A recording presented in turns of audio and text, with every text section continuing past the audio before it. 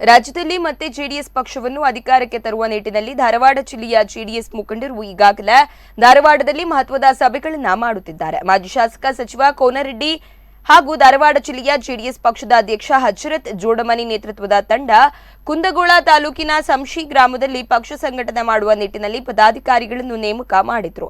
ಜಿಲ್ಲೆಯಲ್ಲಿ ಪಕ್ಷವನ್ನ ಗಟ್ಟಿಗೊಳಿಸುವುದರ ಕುರಿತು ಎಲ್ಲ ಪದಾಧಿಕಾರಿಗಳಿಗೆ ಮಾಹಿತಿಯನ್ನ ನೀಡಿ ಮುಂಬರುವ ವಿಧಾನಸಭಾ ಚುನಾವಣೆಯಲ್ಲಿ ಮತ್ತೆ ಜೆಡಿಎಸ್ ಪಕ್ಷವನ್ನ ಅಧಿಕಾರಕ್ಕೆ ತರುವ ಗುರಿಯನ್ನು ಇಟ್ಟುಕೊಂಡು ಪಕ್ಷದ ಸಂಘಟನೆ ಮಾಡಬೇಕು ಅಂತ ಜೆಡಿಎಸ್ ಜಿಲ್ಲಾಧ್ಯಕ್ಷ ಹಜರತ್ ಜೋಡಮನಿ ತಿಳಿಸಿದರು.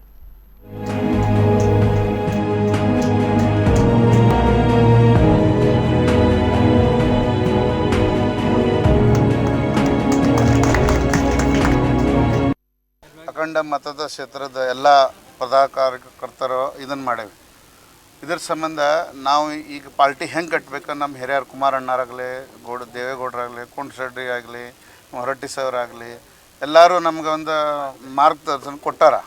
ಅದ್ರ ಸಂಬಂಧ ನಾವು ಅದನ್ನು ನಡೆಸೇವಿ. ಮುಂದಿಂದ ಏನೇನು ಅವರು ಹೇಳ್ತಾರೆ ಹಂಗೆ ಪಕ್ಷದ ಸಂಬಂಧ ಸಂಘಟನೆ ಮಾಡ್ತೇವೆ. ಮುಂದೆ ಈಗ ಇದರದೊಂದು ದಾರಿ ಸಂಬಂಧ ಬೊಮ್ಮಾಯಿ ಸಾಹೇಬ್ರಾಗ ನಮ್ಮ ಹಳೆ ಬೊಮ್ಮಾಯಿ ಸಾಹೇಬರು ಅವರು ಮುಖ್ಯಮಂತ್ರಿ ಯಾರು ಇದ್ದಿದ್ರು. ಕುಂದಗೋಳ ಸಿಟಿ ಮತ್ತು ಮಹಿಳಾ ಘಟಕ, ಕಾರ್ಮಿಕ ಘಟಕ ಈ ರೀತಿ ವಿವಿಧ ಪದಾಧಿಕಾರಿಗಳನ್ನ ನೇಮಕ ಮಾಡಿ ಅವರಿಗೆ ಇವತ್ತು ಪ್ರಮಾಣ ಪತ್ರವನ್ನು ಕೊಡ್ತಕ್ಕಂಥ ಕೆಲಸವನ್ನು ಈಗಾಗಲೇ ಮಾಡಿದ್ದೆವು ಕಾರ್ಯಕ್ರಮವನ್ನು. ಈ ಕಾರ್ಯಕ್ರಮದಲ್ಲಿ ಪಕ್ಷದ ಮುಖಂಡರಿಗೆ ಮತ್ತು ಪದಾಧಿಕಾರಿಗಳಿಗೆ